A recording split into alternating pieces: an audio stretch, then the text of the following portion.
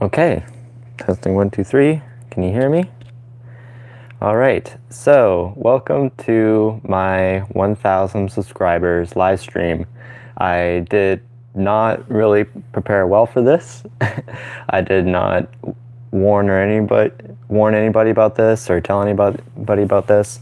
It was totally spontaneous. I'm doing this on my cell phone, and I'm back in Ontario with my family at my house for a short amount of time.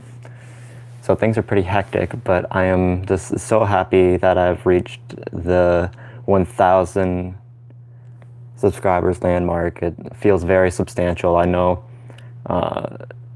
some YouTube channels might spit at it, but it's very significant for me. This is the most success I have ever found in personal creation that I feel is actually coming from me.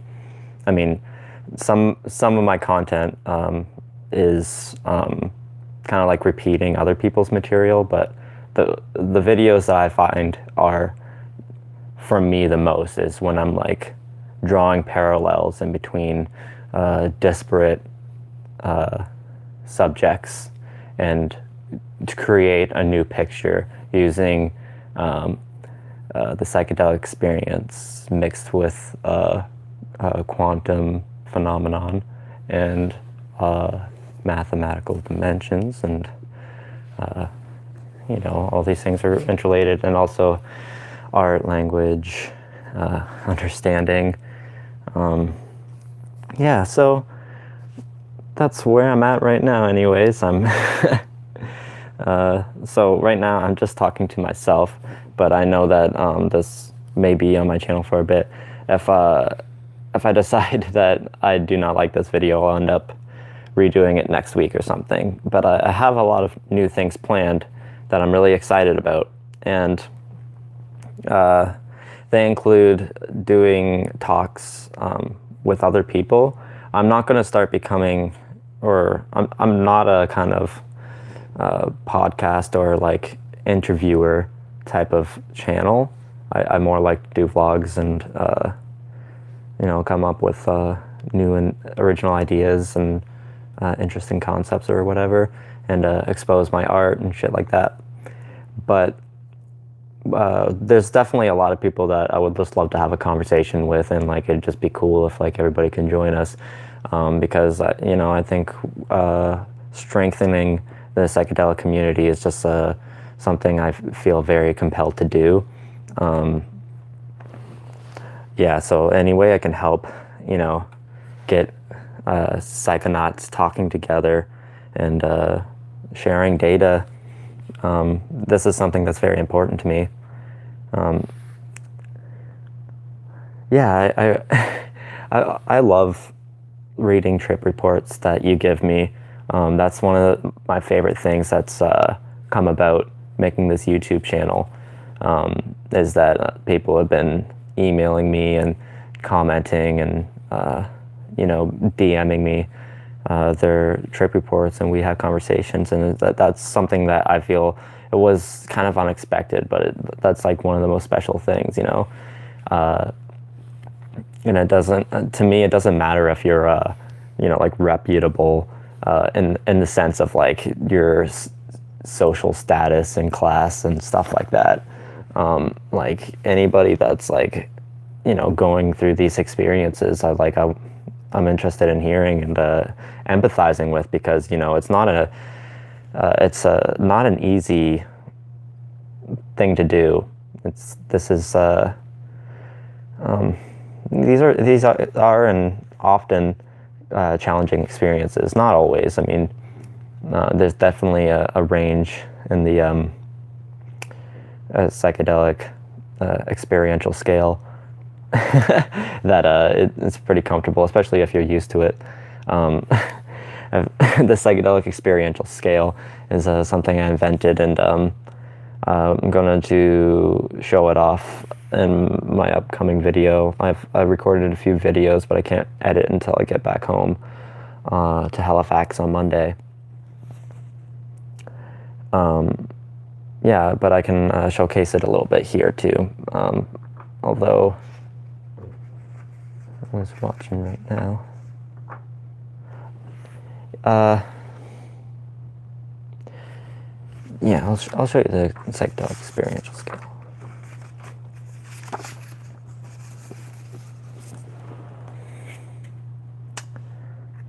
So this is it. I'm trying to get it in here. Right. So as you can see, there's essentially five zones, but there's like really just two major zones that like I really want to get across. And 5 is kind of like an elaboration. And hello, guest. Trevor Newton, it's good to see you. I'm showcasing my, thank you very much, 1,000 subscribers feels really great. I'm just showing off my psychedelic experiential scale that I invented it. Although I have heard that there are other type of scales out there that I haven't found, but apparently they're floating out there in terms of intensity of psychedelic experience. So there's 5 levels to the psychedelic experience according to the scale. It's really just 2 major ones that I really want to emphasize. And the 2 major ones is the difference between a grounded trip and a breakthrough trip. A grounded trip is when you experience daylight hallucinations, and by daylight hallucinations I mean open eye visuals. And yeah, so you're present, as long as you're like here and present, because like for the longest time I thought this was the only type of trip there was, and I was unaware of the breakthrough trip. I thought that was like a breakthrough trip was just like something would happen on DMT or salvia, in my vague notions. But I think almost all psychedelics have the potential to get to breakthrough levels. And this is something I feel like all beginners should know about, because it was quite terrifying for me when I just took a little bit too much and experienced the breakthrough experience rather than a grounded trip. So the other 3 sections on the scale just like refer to the microdose range, where you don't really feel any psychedelic effects, even though it's a psychedelic substance. There's a lot of positive cognitive and like emotional benefits of microdosing that are like below perceivable, but still make a difference, curing depression and stuff like that. The threshold zone, the yellow zone, I often call it the uncomfy zone.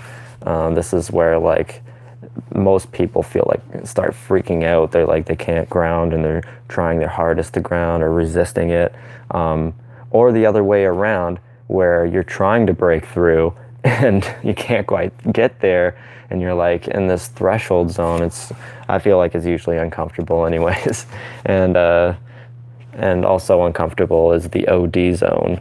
Overdose zone doesn't mean you're gonna necessarily die. Hello, new viewer. It's good to see you. 1,000 subs. Feel really good about that. Yeah, the OD red zone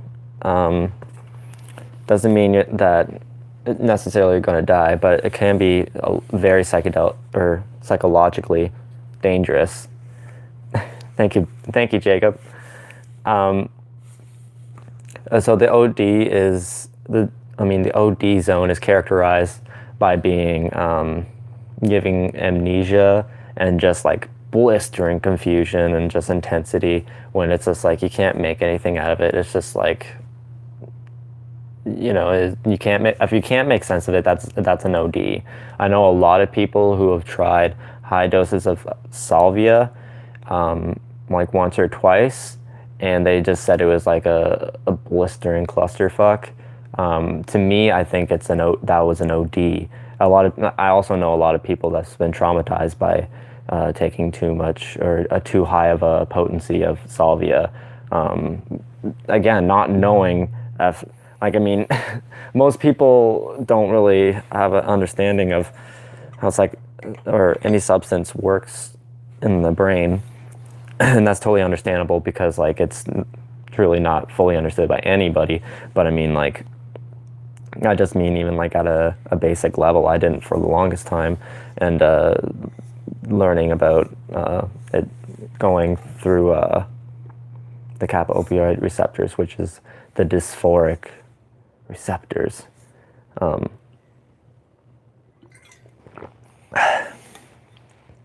It helps to know that it's going to be dysphoric before you try salvia. They're like, it was terrifying. It was so painful and uncomfortable. Easy to get to the OG zone with salvia. Yeah, exactly. Unless you're like doing a dried leaf, then a lot of people can't even like feel like they're getting off of it. I hear a lot with salvia, it's either too much or too little often for a lot of people. It's hard to just ease into that breakthrough experience. It's difficult. Mushrooms are a lot easier to do that. Mushrooms are probably my favorite too, being my first substance.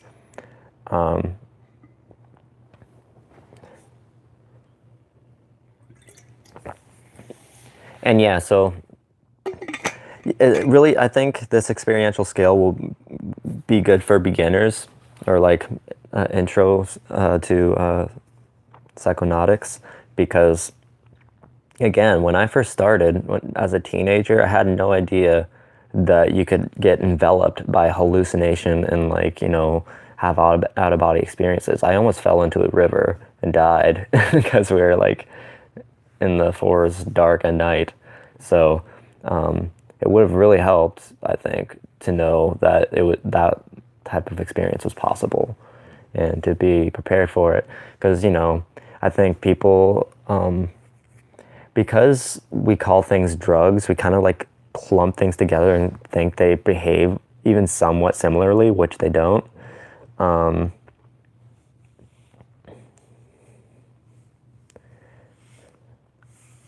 Thank you. Yeah, I've been wanting to do some shrooming too. It just never feels like the right time, but like it's hard to make that time, especially with the society that we're living in right now. Yes, what was I talking about? The breakthrough experience. Not knowing about it. Oh well.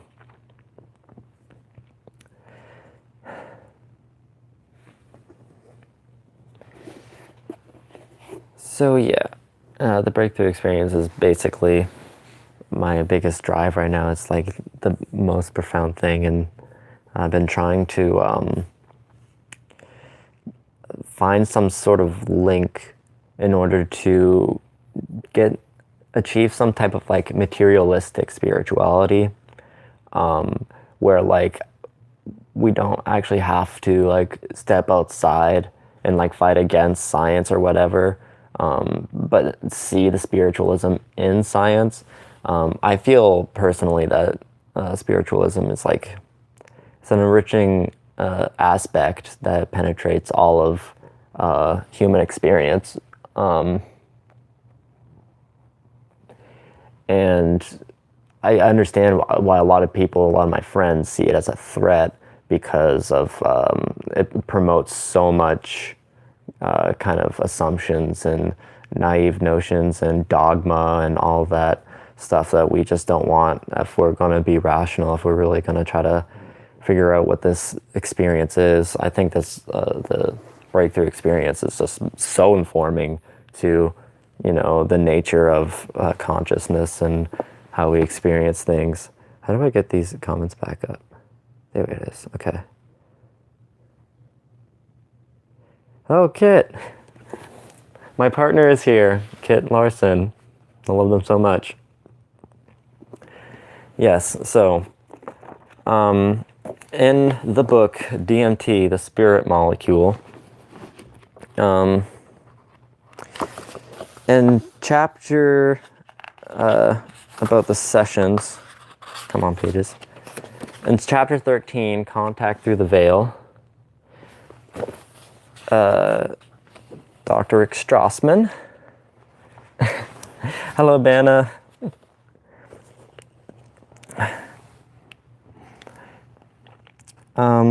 Yes, so in this book, chapter 13, Dr. Rick Strassman says, if we can't see, hear, smell, taste, or touch things in our everyday state of mind, or using our technology amplified senses, or using our technology amplified senses, it's not real. Thus, these are non-material beings. And I want to argue that it is not metaphysical or non-material, but rather material from a different dimension interacting with this one. That, you know, they always said that, like, if there were other dimensions, why don't, you know, why don't we see more of an effect on this reality of them, you know, what, or at least, like, we can't really conceive of that.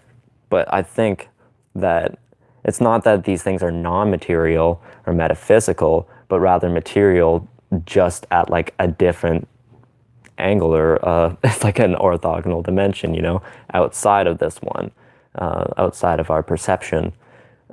We know that our perception is very narrow. Our brains are wired very specifically to adapt to the survival needs of this reality.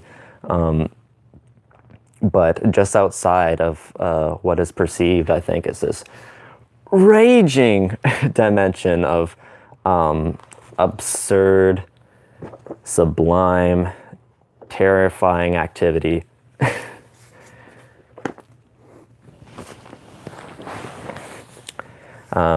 Another thing that's going to be coming up real soon in these upcoming months that I plan to be doing are these talks with my good buddy pal, comrade, Alan Mazza, YouTube channel. And we are going to be doing some talks. I don't think we'll do them live. We'll probably record them and then post them after. Just talking about the psychedelic community and its state right now, and also the implications of the psychedelic experience through the lens of material reality. And the reason why I feel, we both feel that it's so important to root these things in materiality is because it's the only thing that really has any track record whatsoever. We have data, repeatable data, and a lot of it, and you know, there's still a lot to learn, obviously, and there's, like, we shouldn't be totally naive, but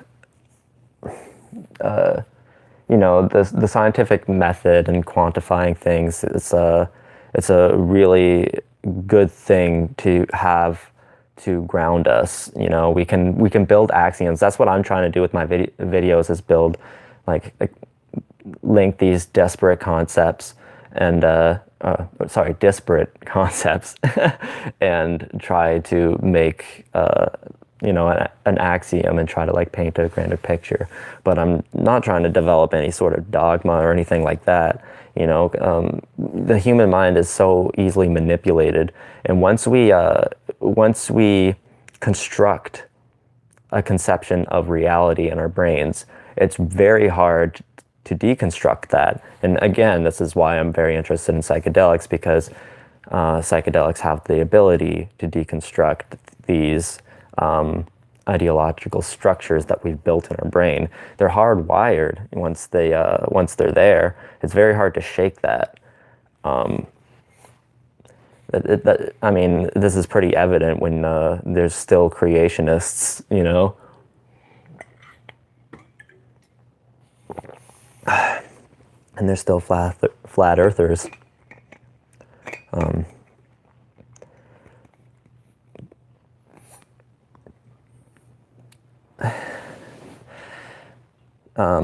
Yeah, so that kind of stuff is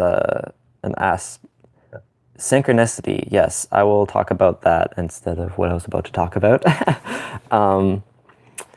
I've had quite a few very significant synchronistic experiences in my life. We do know that our brains are very, they tend to make connections. That's what our brains do. Once two neurons, for example, there's probably many more than two, but like more than one neurons fire together, they wire together. That's like a term in neurology. So they become associated is what I'm trying to say. And so like our brains are always trying to compartmentalize and like make connections between things. And so, for example, if I was like, as soon as I press my foot onto the road, the walk signal is going to change. And I've done that before. And sometimes it's like, I don't do this all the time, but the one time it was pretty significant. I like, as soon as I put my foot down on the ground, it changed just like I thought it would. And so like there's like this connection there. These are just like really rich coincidences. And I've had some that one was fairly insignificant, but I've had synchronicities where it's like it honestly felt like the universe was trying to warn me and send me signs, or maybe my subconscious was by making these connections. But yeah, exactly. And our brain's trying to make the connections too. Like I do think that everything is connected, and like with metaphors and synchronicities, it's more evidence that our brain is trying to do these connections too. Yeah, I don't know, like, because like, I feel like there's two sides of the coin with coincidence and synchronicity and accidents versus intentional things. Like, it's like two sides of the same coin. A lot of things that we think are opposites aren't. Like, if everything is connected, so are these opposites. And when you say, there are no accidents, it's just like, actually, also everything is just an accident. I didn't really mean to do that laugh, for example. That was, or no, maybe it was planned. Maybe it was all a part of the universal plan. You get my drift? It's kind of both. Yeah, but if these few powerful synchronicities I've had, I feel like it was my subconscious mind trying to warn me, but they were like very close to home,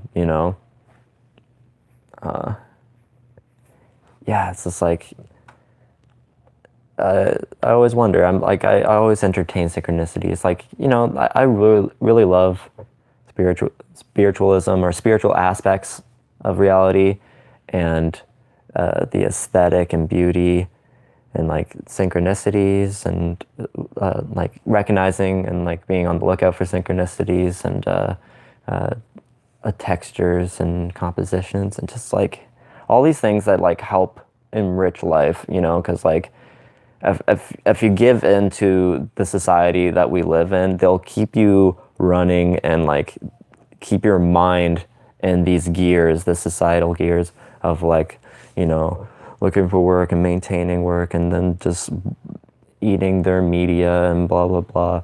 To really take time to like back out of that, and like, meditation and doing psychedelics and anything you can just to like get back with yourself.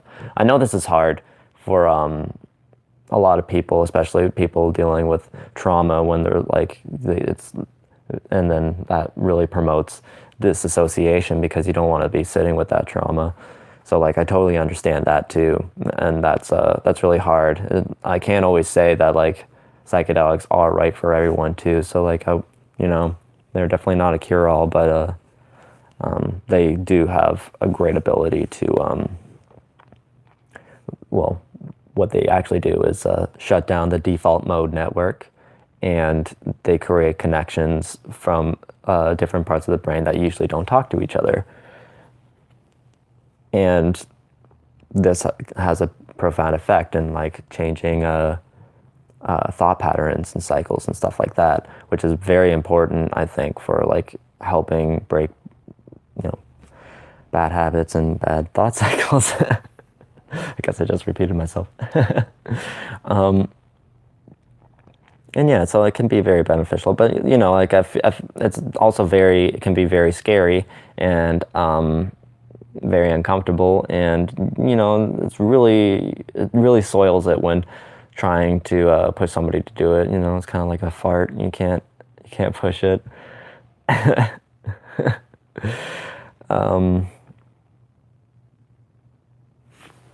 just gonna drink some water. There's some more comments that I didn't read. Everything is synchronicity. My sort of bridge to, oh, I zoomed in. Interesting. The higher self resides in the subconscious. Real talk.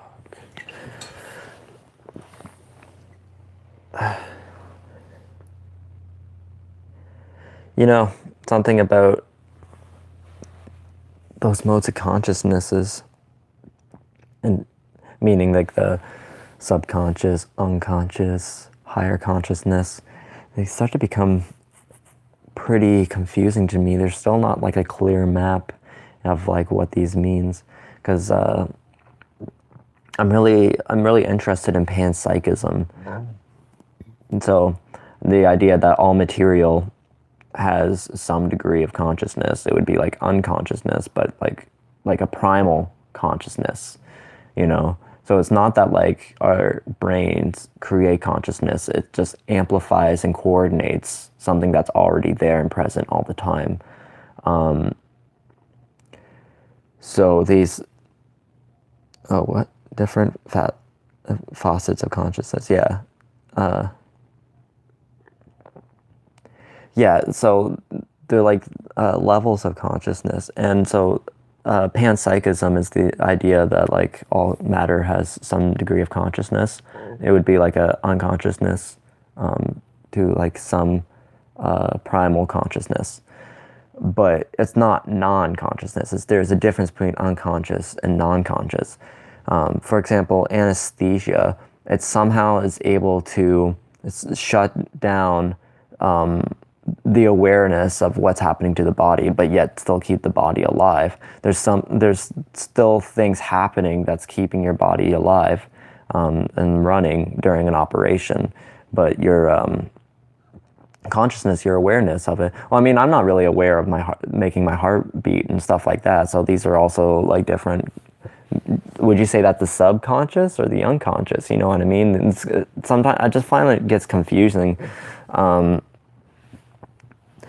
But yeah, so the brain is like this orchestrated conductor, or maybe not conductor, but it's an orchestrated thing. We perceive that we're just having everything is unified, all happening at once. I can touch my nose and my toe at the same time, and I can feel it at the same time. Although hypothetically, the sense of my nerves going up to my brain should be slightly delayed because my nose is closer to my brain. But we perceive them at the same time, and we also perceive everything, all the senses and everything that's happening right now all at the same time. It's all very coordinated. It's an orchestra in the brain. There's a section that computates or processes the visual information, and there's a different part for the sound information. And it's not just the five senses either. It's your sense of self. It's your thoughts, the voice in your head. It's your sense of direction and proportion. It's your sense of separateness from the things around you. All these very intricate senses that we take for granted, you know, our sense of linear time, our sense of a steady flow of time. All of these things can be like messed with, like at a drop of a hat. Oh my god, my hair's terrible. I was gonna have a shower today, but a whole bunch of shit happened. At a drop of a hat, it can all change. And I feel very grateful, is what I'm trying to say, that I have a YouTube channel with 1,000 subscribers. And I also have a brain that's orchestrating this reality to be so consistent. It's such a gift. And because normally I wouldn't have, there would nothing other than like the urge for religious or spirituality. If it wasn't for psychedelics, I wouldn't really be interested in these hypothetical dimensions and all this hypothetical stuff.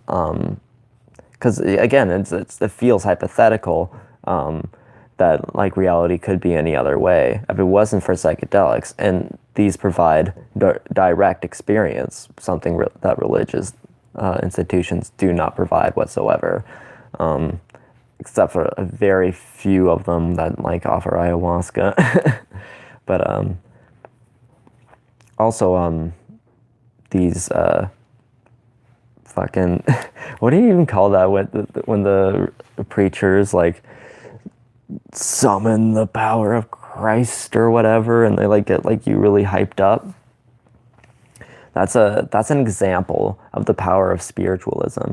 It doesn't matter that it's what they're saying isn't true, that it's a falsehood. It's just something that they can understand. And that placebo effect is we can't underestimate the placebo, because it really can unlock parts of our brain. It's very hard to do that.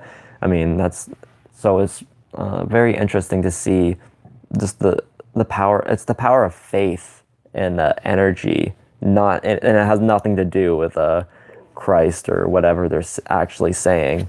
And they're like actually doing it to get your money. But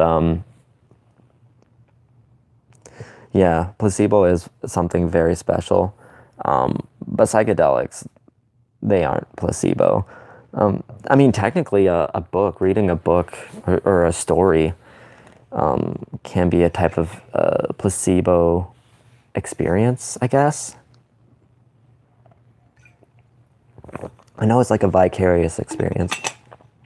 And you can have a kind of a vicarious high from like watching other people that are high too. Although it's definitely not the same thing. And also these tests or brain scans of people on LSD versus the placebo, you can see that there is a objective difference between the two things. But still, placebo does have its place. And I think we should really start paying more attention to the things that bring us joy and that enrich our experience. And that's why I'm clinging to spiritualism. I want to divorce it from church and religion.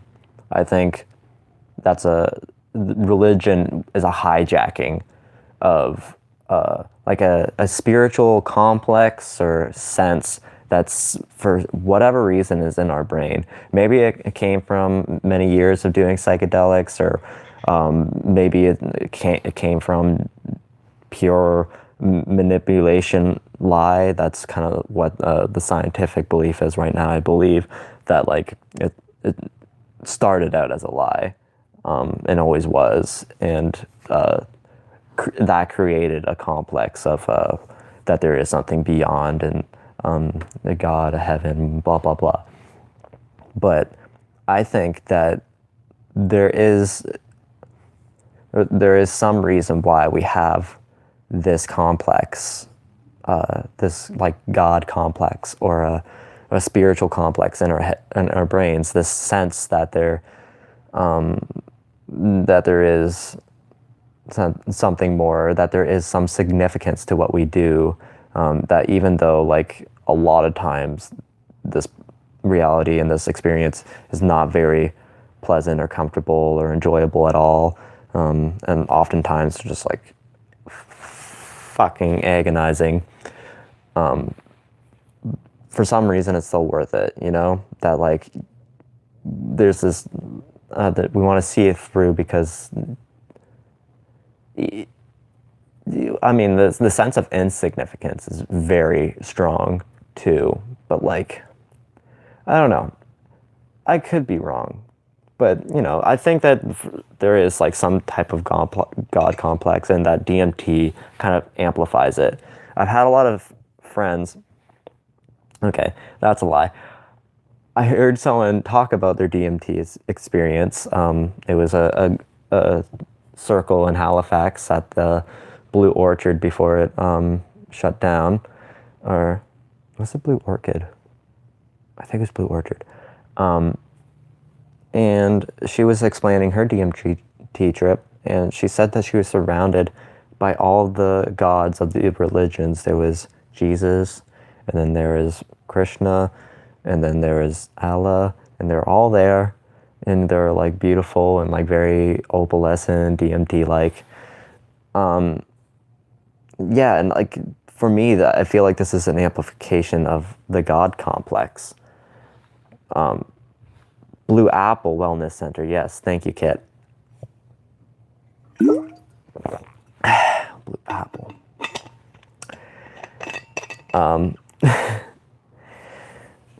So yeah, but that's not to say that, like what Rick Strassman said, that these places aren't real, or I mean, non-material. I have a suspicion that they are material, and we are accessing the probability dimension. And the probability dimension is related to some of our neural tendencies that we've developed in this dimension. So like, they all do interact with each other at some level. Like these cartoon characters that you see on high doses of LSD and salvia and stuff like that, I feel like they are influenced by our dimension, and we are influenced by theirs. That they are material, that they do exist, and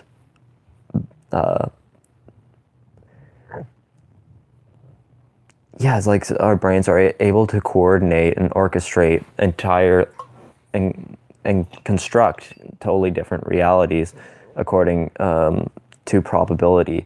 I think this is why psychedelic experiences are so weird and so absurd, is because we're accessing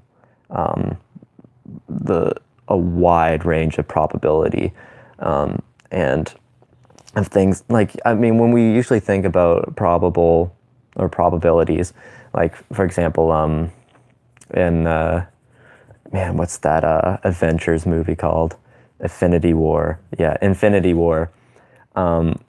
When Doctor Strange was like imagining all like however many possible outcomes or probable outcomes, and there's only one that they are successful, that would be BS. It would basically be infinite anyway. Like you might say quantifiably the odds are very slim, but there would also be probabilities where rubber ducks would start raining from the sky, reality would start folding in on itself, like, you know, totally mind-bending and reality-bending probabilities. Like it's so slim, the probability of it raining rubber ducks. Like you can say confidently that is not ever going to happen. But if you were to look at the full spectrum, if you were able to see the dimension of probability, it'd look like some type of fractal, and you could see all the branches of, you know, different outcomes. You would see that outcome where it started raining rubber ducks. And So psychedelics, when we take that, our brain orchestrates a totally different reality, and we are physically there, you know, just as much as our brain is orchestrating and constructing this one. It's not like our eyes are just windows and we're like seeing that. It's our brain that's coordinating and perceiving and manipulating what we see. And like our entire experience is just what we've experienced in our brain. That it's just as likely as the theory that our brain just create a consciousness and then it'll just go away when you die. I think it created this high form of orchestrated consciousness that we perceive, but I feel like consciousness at some level is always present. And that's why life is inevitable wherever it can sprout. That life does go at some level to all of matter, and then therefore like tables and chairs, those are conscious. And this is something I think that salvia can show, that it can displace your consciousness into an object. And people who've experienced that say they are literally that object. Yes, we are. That's what I'm saying. I think we are one consciousness. And I often wonder, like, how can we all be like at so many different places at once? But it's our brain that creates this sense of separation, I believe, that really it is all just one, it's all connected. And what does that even mean? You know, how's that gonna change what I do? Honestly, there's a big difference. This is another thing about direct experience. There's a big difference between hearing me, for example, say, we're all one, man, we're all connected, and actually experiencing that. The Spangle, on their new album, they have a song called The Magumba State, where you become everything melts into infinity, and become all things at all times, at all places, as the voice says in the song. But again, yes, if you experience the Magumba state, I love saying that. If you experience the Magumba state, it's a totally different thing. It's a different thing from hearing hippies or just like these spiritual folks say we're all one and connected, and experiencing it. And yeah, I think so I've been trying to ground myself and try to like be as materialistic as possible, and trying not to cling to these theories and challenge them a little bit more. Which it's a hard process because our brain's tendency is to like create a conception and kind of stick with it. But my motto, at least right now, is I'm trying to like just keep breaking these cycles and keep breaking these patterns, and trying to keep reaching for my best self, my better self. I don't know if the ultimate best self even exists. Whatever that means anyways, just try to keep bettering myself, you know. And you know, because habits happen so easily, and they become so frustrating, and we internalize and try fight to understand why we can't just stop this, or we can't, you know, like it's like we're just stuck in this way of repeating things and stuff like that. There was a comment I missed. Like looking at things and having them look back at you. Yeah, that's like I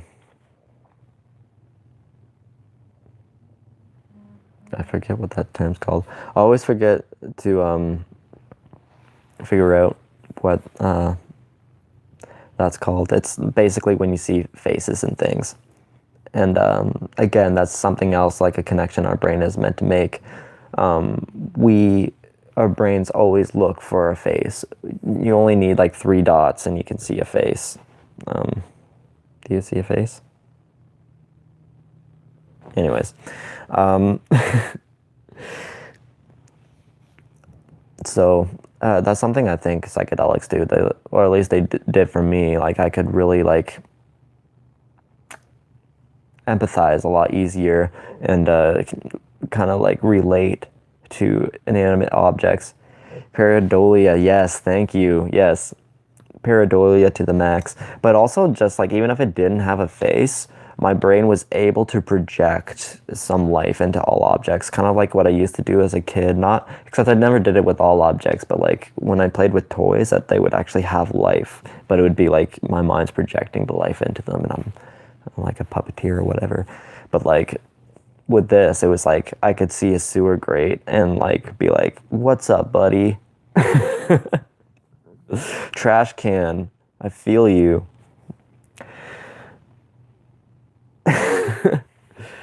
Yeah, but on Salvia and actually experiencing being that object is totally different, and it's not at all like being human, and it really makes you think of how a human brain would be able to orchestrate the real experience, you know, or as close to real of the experience as you can.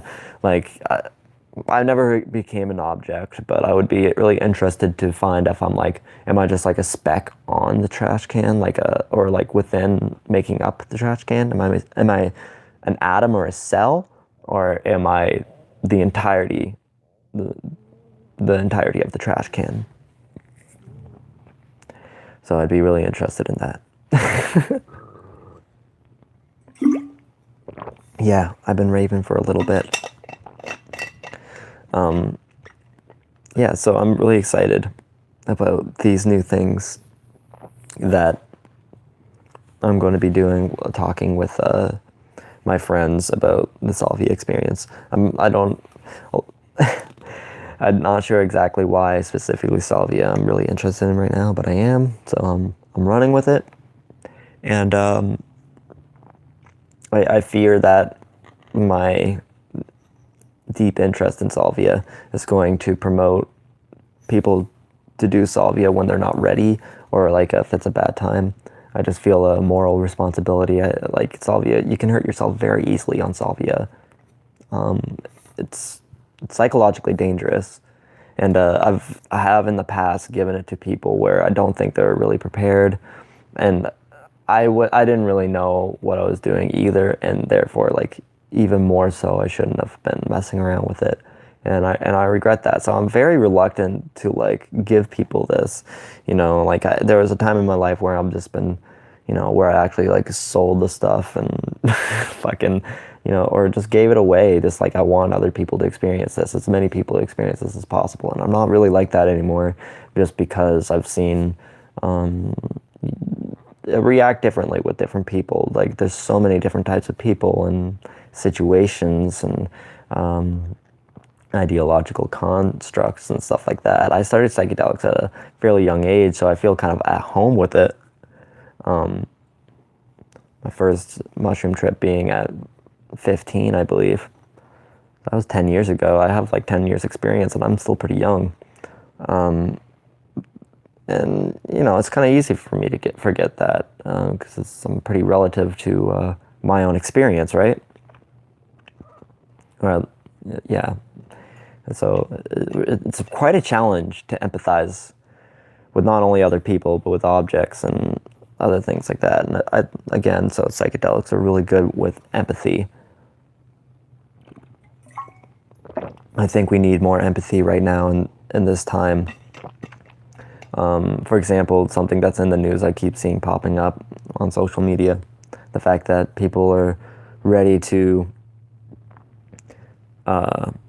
bombard Area 51 instead of the concentration camps in America, because people are more interested and curious about whatever thing in Area 51 rather than these people that are actually suffering, and to really try to understand the reality of this, the open secret of the conditions that are happening down in the States.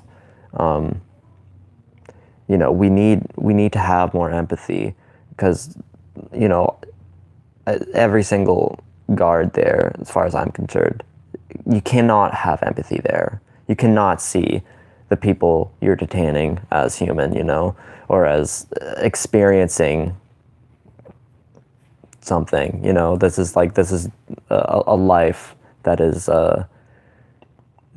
being constructed by the actions of these individuals for their own gain. But you know, you have to really empathize to see how you're affecting other people's lives. I am so paranoid about negatively affecting people's lives. I got asked the question, and I will get to that in 1 second. I just wanted to finish this thing about empathy, this rant I just diverged on randomly. The key to empathy is understanding. So like any way you can find to understand and empathize, I promote doing that. African, I'm getting to you now. This is good. How do you recommend preparing for a Salvia quit experience? I'm going to tell you straight up, I have still not tried the Salvia quid. I am super interested in doing that. I've read and heard and been preparing myself, so I'll tell you the information I know. Oops. Sorry. Make sure you want to stop streaming. Cancel. Okay. Almost stopped streaming there for a second. I am running low on battery, so I'm going to wrap this up. I'll probably stop this at the hour mark. Anyways, doing the quid method. If you're using fresh leaves, you want 15 to 20 leaves on a pile after removing the mid vein and rolling it up, maybe putting a string on it, or just folding it so that like it's in your jaw and you're just gently squeezing it, and like not like chewing it up into bits, but like just letting the juices and your saliva mix together, because the salvia goes through the salivary glands. So the fresh leaf is the traditional method. That's the quid method. That's like prime. If you have a plant and it's fresh, I would love to try that. If they're dried, you can wet them a bit so that they don't crumble. You can put them in cold water up to 10 minutes. The longer you put them in, the less potency you'll have. But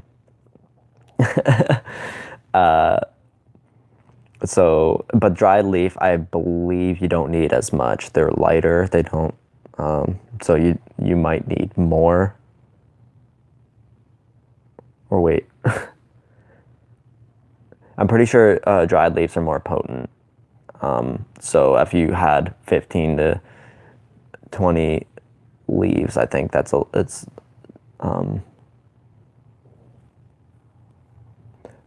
sorry. If it was proportional in weight, it would be more potent. But I don't think dried leaves are actually more potent.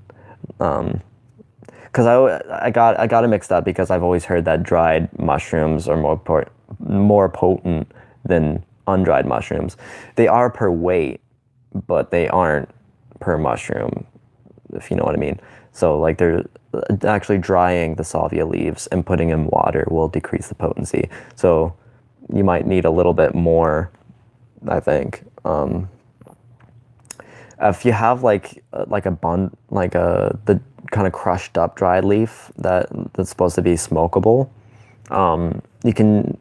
People have told me that you can just put it in your jaw, or not in your jaw, but like in between your gums, in your teeth, and like again getting in the salivary glands. 15 to 20 minutes for all of this with dried leaves or fresh leaves.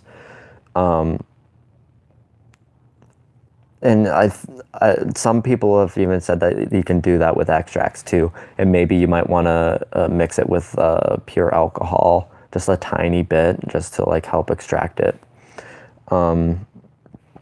But if it's an extract, you might not need as much, and you're kind of like you're treading on new territory there, so you need to be careful. Just, you know, if you're going to start experimenting with it, I always recommend starting slow and building up, and it's foolproof that way. You never want to do too much. if you have the time and the resources, doing too little and just easing your way up is actually much safer. You really don't want to hurt yourself. Although the quid method, I've heard, is much gentler than smoking it. Yeah, and then you just put it in a bowl after 20 minutes. Okay, I'm at 6%. I think I can make it 5 more minutes.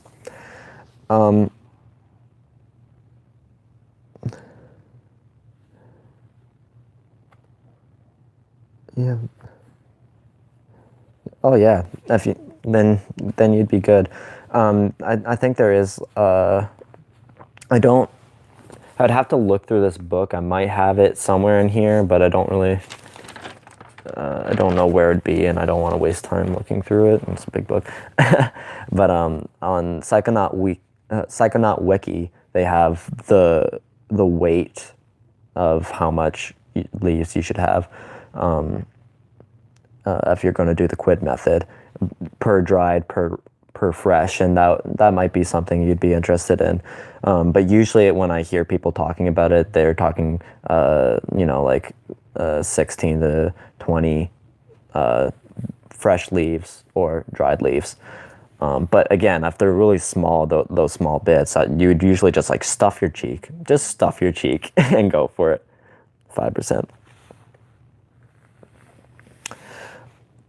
Yes, the reverse tolerance is definitely a thing.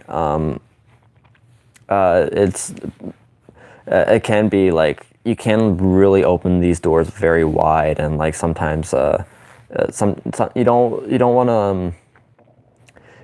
to open the doors too wide so that like you're like dissociated all the time, or like almost slipping into that reality all the time, which there are cases of people doing that, or a lot of these people are sensitive to this thing, this type of experience already. But yeah, like the more you open that door, the more like aware of those dimensions you are. It becomes easier to break through, and I think it's more of a psychological thing with salvia. Like once you break through, it's easier to break through. Like for example, if it's your first time smoking salvia, and you smoke a bowl and it didn't feel anything, I don't think if you smoked a bowl again, you'd probably feel about the same amount. I think. Again, it's once you break through, it's easier to break through again, and like because you know what you're looking for, you know what kind of experience it is, and like your brain is kind of like used to it.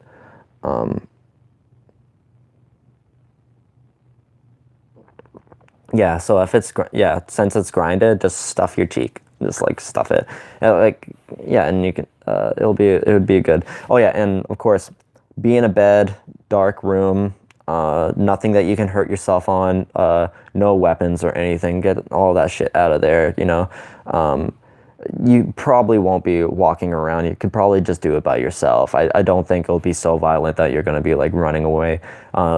People who smoke a large amount of like high extracts, once it hits, it happens so fast that people are just in such disbelief that they run away and try to run away from the experience. I've watched my friend like run head first out of a room at like 5 o'clock in the morning because we're up really late, and waking up the parents. Oh no.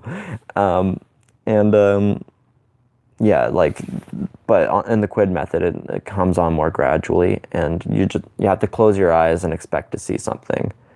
Okay, I'm at 3%. I'm good. New comment. I didn't read that. What is that?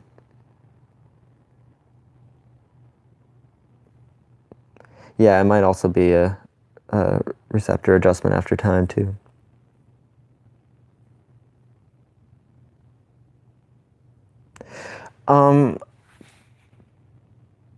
It can be. It has to be like a place where like you're probably not going to be found. If it's really dark out and there's like coyotes or something like that, I don't know. I feel like you might want somebody there just sitting with you, and then that way you can. If someone is sitting with you, you would have that comfort knowing that this person sitting with you will be able to explain to anybody passing by that, you know, nothing's going on, keep walking. Or, you know, like, fuck, man, if somebody finds you just lying there and you're like totally unconscious, I don't think that's a real good idea. But again, if it's really remote and you know the animals in that region, and you know, I feel like it's a little bit safer if you're to smoke DMT or salvia because it's only like 5 minutes, so it's not that long. But doing a salvia quid, it can last longer. Although I've also heard that people are somewhat grounded during quid method, so that like they're usually aware that you can't. I doubt you would be so far deep in the salvia experience on the quid method that you wouldn't notice a coyote chewing on your foot. But I just like, you know, you don't want to get taken advantage of. I'm just trying to like play it on the safe side. But if you had a tent, that might be a little bit better. If you're in a tent, just so you don't like, you know, you don't want to be like eaten by bugs or whatever. Yeah. So, but underneath the stars, it'd be nice to have a tent that like would have like this a star roof or something like that. That would be really cool. Yeah. So I think with having a tent, because like again, salvia is more of like an internal experience anyways. Being outside though, I think would be a very great idea. I think psychedelics in nature is just fucking wonderful. And on that note, I'm going to leave this live stream. And I totally agree with you, y'all, Adams. Thank you for that comment. Thank you all for getting me to this point of 1,000 subscribers. I'm gonna start doing my best to keep upping the quality of my videos. Thank you so much to my patrons, Nova Kane, Martin Richards, Rainbow Droid, and Jason Lloyd. I appreciate you all very, very much. Thank you so much for watching and tuning in. I know I just did this spontaneously without any warning, but yeah, my battery's getting very low, so I'm gonna stop this before it dies. Thank you very much for watching, and love you all very much. How do I stop this? Whoa, I actually have effects here too? Whoa, I'm gonna play with this. Is this how you kill it? Okay. Bye, y'all.